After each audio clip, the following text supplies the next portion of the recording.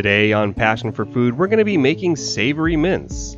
Growing up, my mom always used to make this, and I thought it was a classic British dish. But it turns out in this age of infinite controversy, even that can't be agreed upon. So we'll explore that a little bit. I'll show you how to make this and show you 3 wonderful serving suggestions for this classic savory mince. Let's go ahead and get started.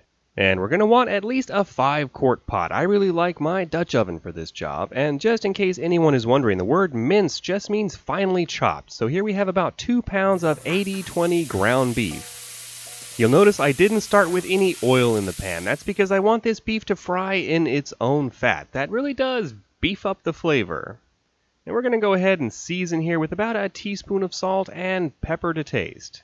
Although, spoiler alert, that wasn't enough salt. If you're actually measuring this, I would suggest 1 teaspoon of salt per pound of ground beef. I like cooking this over very high heat to try and get a little browning going. That Maillard reaction will have an impact on the flavor later on. As this cooks away for us, you can see why I didn't want to add any additional oil at first. There's plenty of fat in here already. And if you look at this and you're thinking about draining that fat off, well, don't. First of all, that poor cow died so that we could eat this, and secondly, we're going to need it later. Once our beef mince is cooked, I'm just going to go ahead and strike in 2 large onions here. In addition, we want about 3 or 4 cloves of crushed garlic. Now, those are the only 2 things resembling vegetables that I'm going to be putting into my savory mince. I see a lot of savory mince recipes out there that have peas and carrots and all manner of stuff in them, and hey, that's fine, but I'm really kind of a purist when it comes to my savory mince. I want this to be a beef and onions experience primarily. So we'll just fry our onions and garlic in that all-natural beef fat until they just start to turn translucent. At which point we want to add some flour. Now, how much flour? Well, I hesitate to tell you because it depends on how much fat renders out of your beef. Basically, I'm going to start with a half a cup of flour here, and we're going to mix it in until we can no longer see any liquid fat in our pot. We just want to get our flour incorporated with our beef and onions here as we continue to cook this over medium-low heat. You should be able to kind of scrape the filling aside, and if you see any oil pooling on the pan, you need to add a little more flour. Speaking of flour, do you know why the baker mixes the flour in so carefully instead of going quickly? Well, they don't like to whisk spilling it. Anyway, whiskey jokes aside, once our flour is incorporated, we want to go ahead and add 2 or 3 cups of water here. Again, there's no exact amount. It depends on how thick you would like your savory mince to be and how much flour you wound up incorporating into your beef and onions.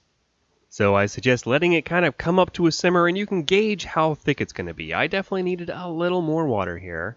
At least for the saucy version we're making here today. I have seen other versions where the meat is served almost completely dry, and hey, that's fine if you want to make yours that way. At this point, there are 2 final components. We're going to add about a tablespoon of Worcestershire sauce, along with about 2 tablespoons of tomato paste. Now, the tomato paste is mostly in here for color and acidity, so if you don't have that or you don't feel like opening a can just for 2 tablespoons, go ahead and add about a tablespoon of your favorite vinegar instead, just to brighten up the flavor a little bit.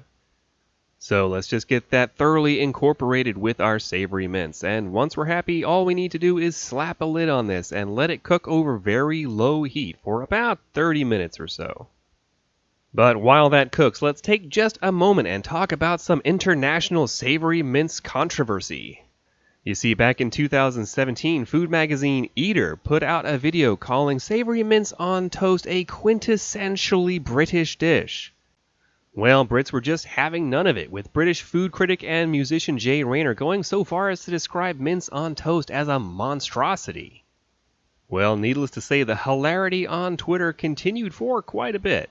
But it wasn't long before New Zealand food writer Helen Jackson and others claimed savory mince on toast as a quintessentially Kiwi dish, saying it's an absolute rural classic.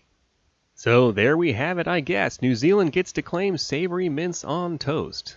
Anyway, now that this has been cooking for about 30 minutes, let's just give it a quick mix, and we do want to taste this for seasoning. One of the biggest mistakes people make in the kitchen is under-seasoning their food, and as I mentioned earlier, I did need to add a little bit of extra salt to this. But otherwise, this is ready to serve. But how shall we serve it? Well, the British might not want to claim savory mince on toast, but one thing the Brits really do love is mince pies. So first up, let's go ahead and make a quick savory mince pie.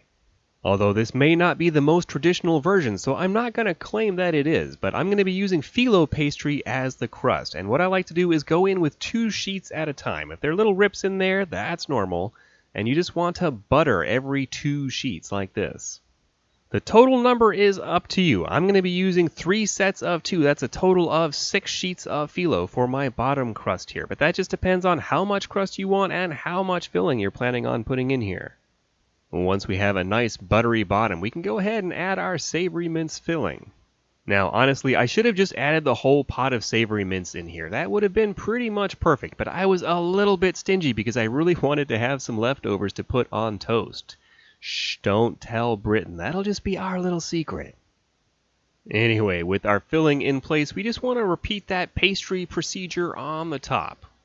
Normally, I like to do at least 1 extra set of sheets on the top versus the bottom, because the top is the part that's really going to puff up and give you those wonderful, crunchy, buttery layers. So I wound up doing a total of 6 sheets on the bottom and 10 sheets on the top. Although I think if I did this again with the same amount of filling, I'd probably cut it back to 8 sheets on the top instead. But it's still delicious either way. But once we're all beautifully buttered up, we do want to pre-cut this into nice little squares. Otherwise, if we try and cut it after it cooks, it's just going to flake apart into a huge, delicious mess. And really, just to make it a bit prettier, I'm going to toss in some sesame seeds on top. They're going to get all toasty, and you'll get a little bit of nuttiness from that. But we'll just go ahead and whisk this off to a 350-degree oven, where we need to cook this for about 30 minutes, or until it's golden brown and delicious. At which point, we can go ahead and serve. Now that is a really pretty slice of mince pie. I really love that buttery, flaky pastry with that savory beef filling. But I know what you might be thinking, hey, that seems like a lot of work. I'm fiddling around with pastry and whatnot. What else do you have? Well, only my absolute favorite way to serve it, over mashed potatoes, often called mince and taties in England and Scotland. While this dish has gotten less popular in England, it appears to be as popular as ever in Scotland. In fact, there is an annual competition every year on the Isle of Mull to determine the best mince and taties. And as for the mashed potatoes themselves, this is my absolute favorite sour cream mashed potatoes recipe. Check out the link in the top right to learn how to make those. Now, those are 2 awesome serving options, but why don't we go ahead and circle back around to where the controversy began, mince on toast. But wait, there is one excellent addition that really turns this into a wonderfully hearty meal. Now, I don't know about you guys, but I'm with New Zealand on this one. Savory mince on toast, you are A-OK in my book. But regardless of how you would like to serve it, savory mince is super easy and amazingly delicious, so I hope you give it a try soon. I really hope you've enjoyed today's episode. If you have, don't forget to give me a thumbs up below, subscribe, and hit that little bell so you don't miss our future videos. And check out one of our other great recipes playing on the screen now. This has been Graham with Passion for Food.